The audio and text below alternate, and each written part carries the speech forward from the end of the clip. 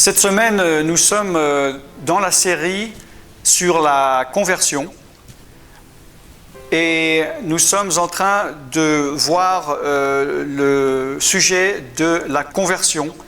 Nous sommes dans 5 points d'explication de la conversion. 1. Réaliser, prendre conscience le mal, l'erreur, la faute que tu as fait. 2. Il faut la regretter. 3. Il faut la confesser. 4. Il faut s'en détourner. Et 5. Il faut produire des fruits dignes de repentance, que l'on voie un changement. Amen.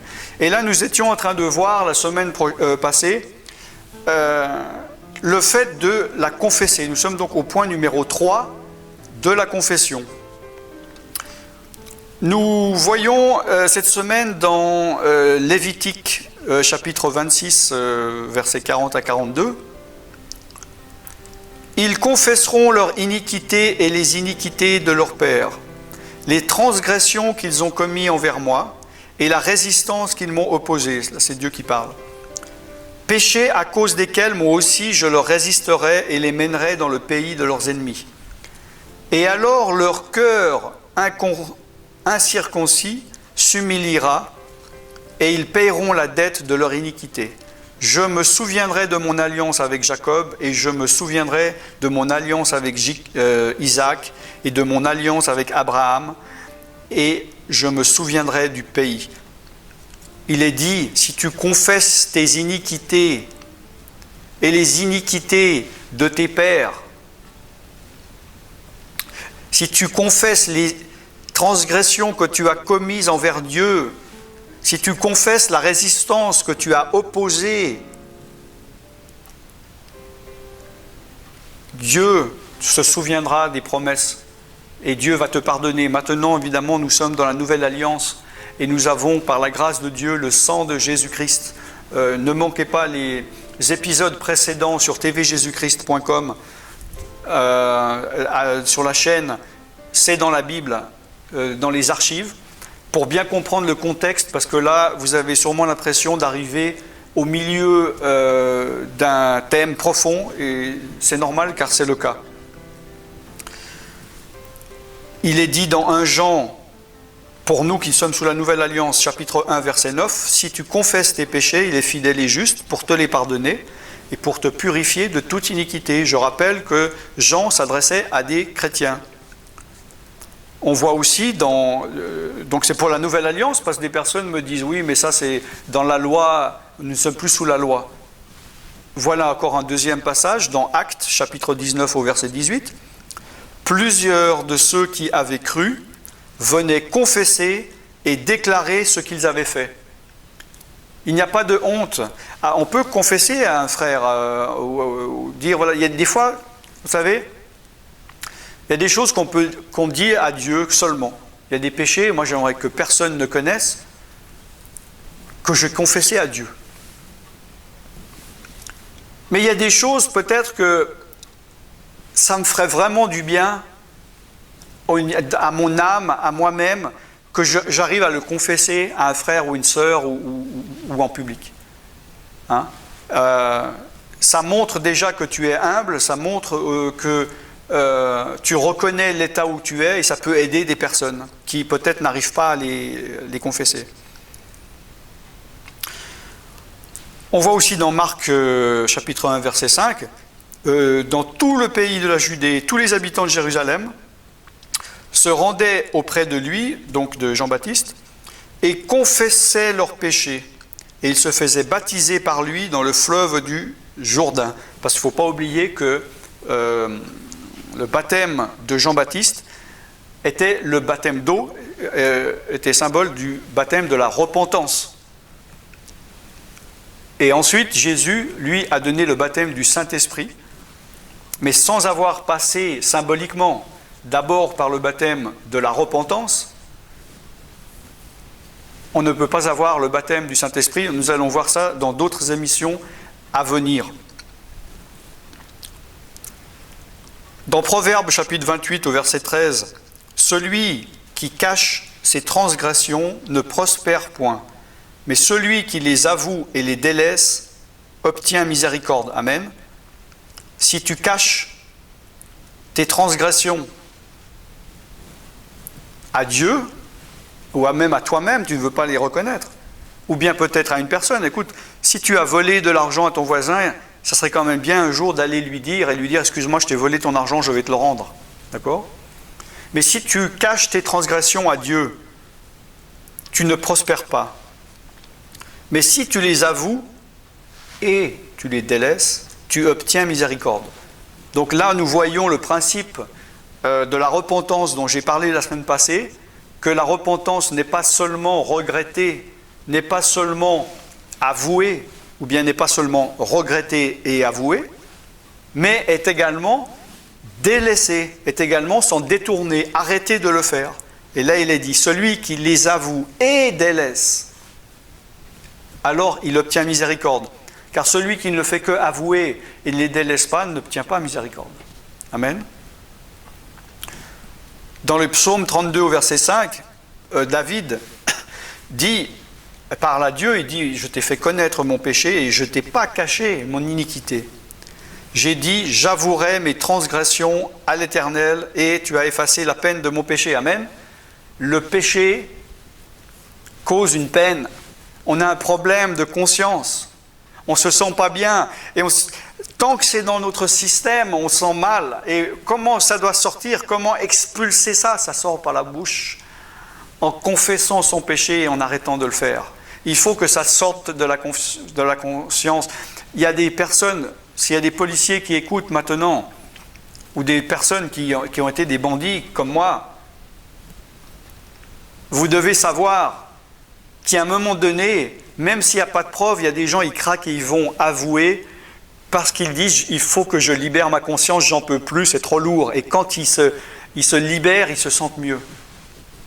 C'est très important ce principe et je rappelle, je vous envoie à la chaîne des dossiers non classés, donc à expression libre, pour voir la vidéo que vous pouvez voir ici, qui parle justement de ce principe des choses, comment les choses rentrent dans le cœur et qu'il faut ensuite, pour qu'elles grandissent, qu'elles mûrissent et qu'elles arrivent à maturité, qu'elles sortent par la bouche.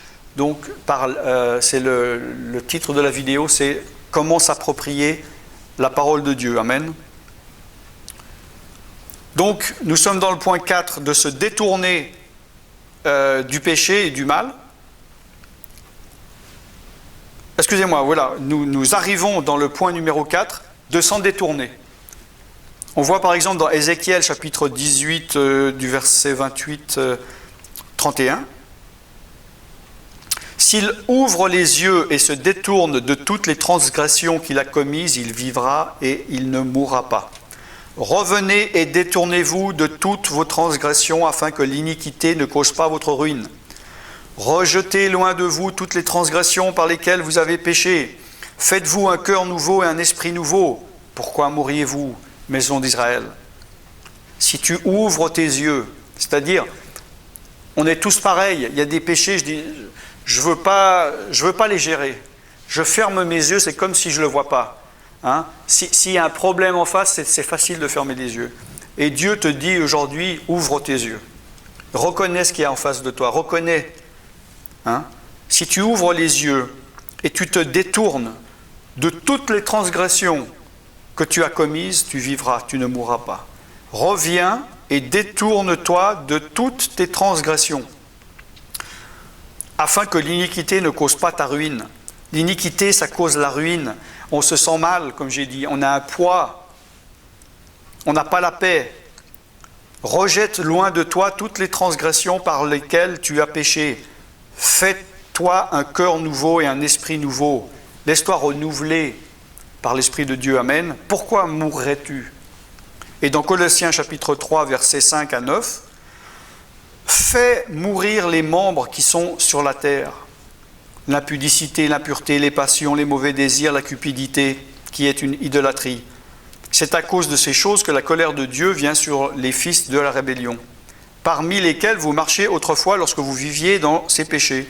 Mais maintenant que tu t'es converti, maintenant que tu te repens, renonce à toutes ces choses, à la colère, à l'animosité, à la méchanceté, à la calomnie, aux paroles déshonnêtes qui pourraient sortir de ta bouche. Amen.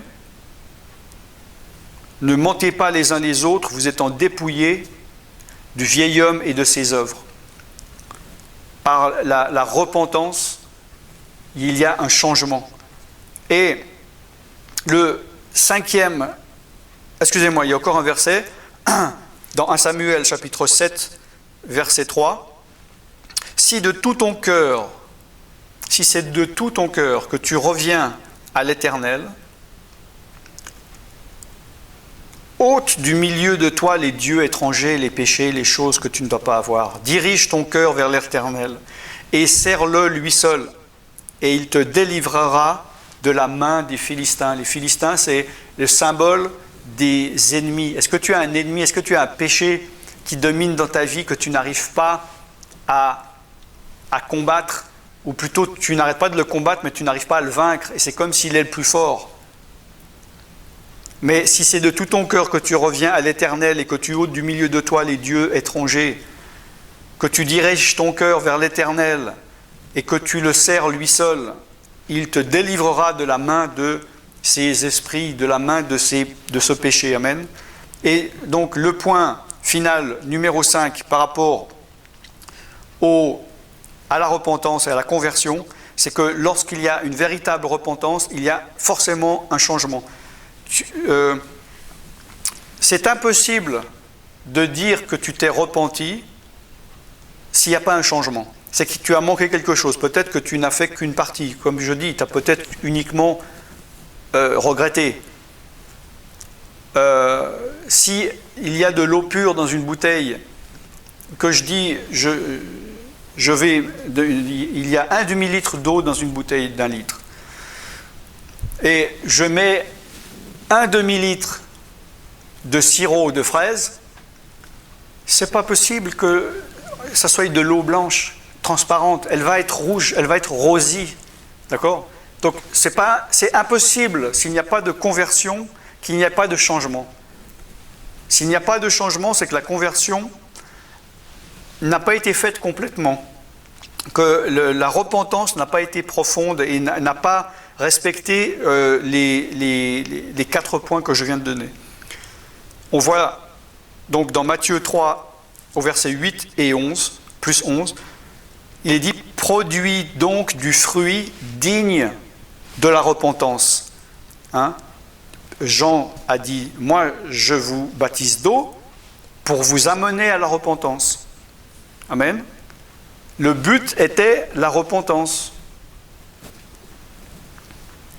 Dans Acte 26, au verset 20, ceux de Damas d'abord, puis à Jérusalem, dans toute la Judée et chez les païens, Paul dit « J'ai prêché la repentance et la conversion à Dieu avec la pratique d'œuvres dignes de la repentance. » Donc, Paul prêchait la repentance, la conversion, comme on a parlé de ces dernières semaines, avec la pratique d'œuvres dignes de la repentance. C'est-à-dire que la pratique de bonnes œuvres vient après, c'est une conséquence de la conversion et de la repentance. Et ce n'est pas par des bonnes œuvres qu'on arrive à se racheter une bonne conduite ou à arriver à changer. C'est uniquement par la repentance profonde et par la conversion profonde que nous arrivons à changer et à avoir des fruits dignes de la repentance. Alors, nous allons voir la semaine prochaine la dernière partie concernant la repentance qui va introduire le message d'après, parce que le but et la suite de la conversion et de la repentance complète et parfaite, c'est de pouvoir recevoir la promesse qui est le baptême du Saint-Esprit ou recevoir l'Esprit de Dieu en soi. Et je rappelle que ceci est aussi valable pour un non-chrétien qui n'a jamais eu l'Esprit que pour un chrétien qui se serait éloigné et dont l'Esprit de Dieu, c'est comme éteint et il n'a plus les bénédictions d'avant. Si tu respectes ces points-là, tu pourras à nouveau baigner dans l'onction de l'Esprit de Dieu. Alléluia.